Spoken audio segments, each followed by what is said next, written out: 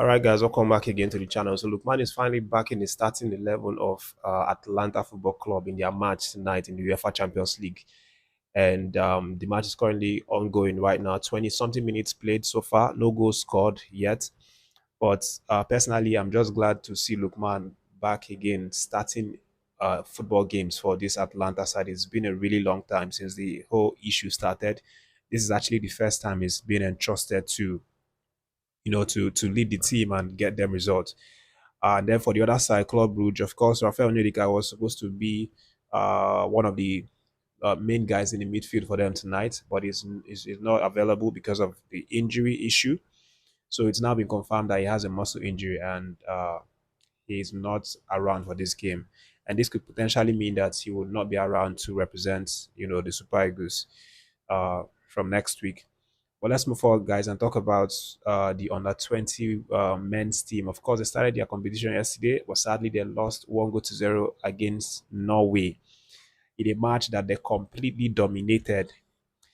Uh, yes, they lost the game. They lost in the most important statistic, which is the goal statistic. But when you check the other statistics, we were far better than the Norwegian side. You talk about the possession. We had a lot of possessions, 65 possession compared with their 35 total possession. We had more shots, had more corners created, had more passes completed. Our passes kind of doubled their passes, their total passes. So it was just the goal that we were unable to score on the night. And a lot of people actually even feel that we were robbed in that match because of the fact that we had like at least two clear VAR calls, two clear penalty calls, which were denied by the American referee who was on duty that night. And to be fair, I think we should have gotten at least one penalty because the goal that the Norwegian team scored was also a penalty call that was awarded. So at the end of the day, Nigerians feel hard done by, you know, uh, for that one. But let's just talk about a new thing that was actually introduced yesterday, or for me, that's the first time I'm seeing it, which is not like the proper VAR that we all know. This one is the FIFA Video Support System.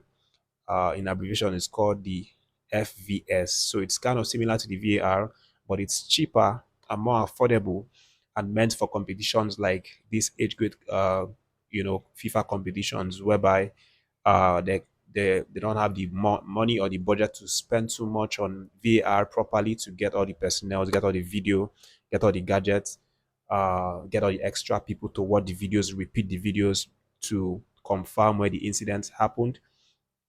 So this FVS is kind of the cheaper alternative. That was exactly what was used in that game yesterday, and it didn't really favor us. But how it works is that the FVS requires both coaches from both teams to have two chances to call the referee's attention to an incident, a potential penalty incident, and no more than two calls.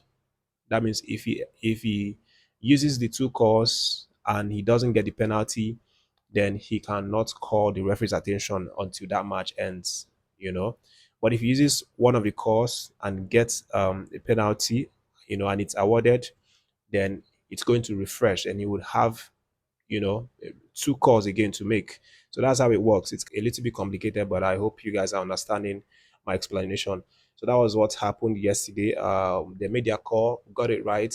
They give them a penalty. They scored from the spots, but we had our own call. The referee checked it. It was not convincing enough for him to give us a penalty. We had like at least two concrete calls, which were obviously denied. But at the end of the day, we played really well. We hit the post, a couple of times.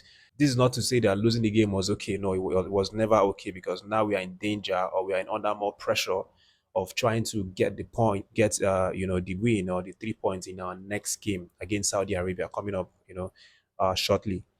But again, it's something that would give the boys some confidence, knowing that they played really well, just that they couldn't convert their chances, and kind of like the referee or the officiating team didn't really favor them as much. So That's what happened yesterday. But let me just quickly share with you the coach's reaction. Coach Ali is the of the under 20 team after the game came out and said this. He said the boys played their hearts out. They did everything humanly possible to make sure we won the match. Even from the start, we created chances, but unfortunately, our efforts kept hitting the bar. It just felt like we weren't lucky. Possession doesn't win matches. If just one of our attempts had gone in, it would have changed the situation. But that is the way the game comes, and we have to take it as it is. We are going to think about the next match, and we just have to pick up the 3 points. So that's what Coach Ali Zubero has said. Again, their next match is against Saudi Arabia, which is also going to be tough. But I mean, if the boys take the spirit from this game and go into the next game, I think they are the only thing that they failed to do was score goal, and I think they are going to get the goal. You know, if they play as good as they played in this first match. So moving beyond that, guys, let's talk about the Group C and everything that's happening right now. Of course, South Africa faced 3 point deduction and then 3 goal as well. And there have been a couple of reactions, surrounding this event, and one important one that has just come out now is the reaction from the coach of the Benin Republic side, Coach Gernot Rohr, also the former Super Eagles head coach. He seems to be the biggest beneficiary of this ton of events, at least from everybody's perspective, from South African side, from Nigerian side, Rwanda. Everybody seems to believe that he's the biggest achiever or biggest gainer of this incident, but it's not according to him, because what he said now shows that he's not even impressed as much with the decision, from FIFA.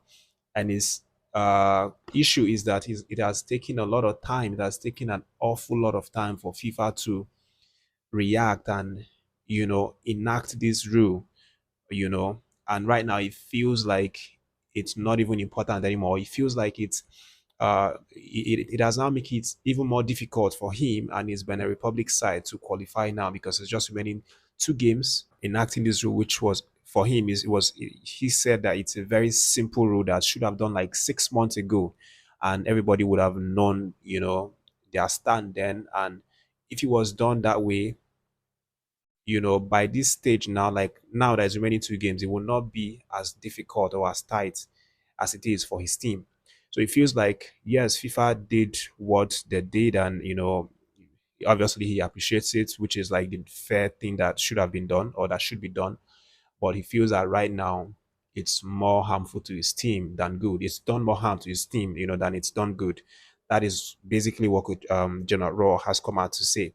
He said, well, he's going to give it this try, but um, if it works out for him, if he qualifies, sure, it's going to be like the biggest breakthrough or one of the biggest achievements of his career if he's able to qualify, take Benin across the line to the World Cup.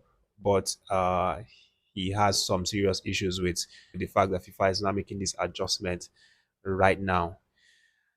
Just to give you one or two bit of words, he said the decision is coming very late. Now we have 2 difficult games to play.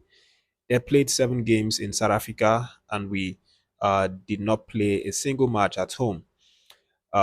So basically, that's some of what he said. And again, importantly, he talked about the fact that Benin Republic played all of their games on neutral ground, which is obviously correct.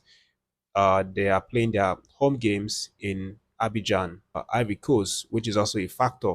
And then he's saying that South Africa, whom he's going to be vying for the top spots, have played like 7 games. Their home games plus the neutral ground, of their opponent, which also was played in South Africa, all of them have been 7 so far.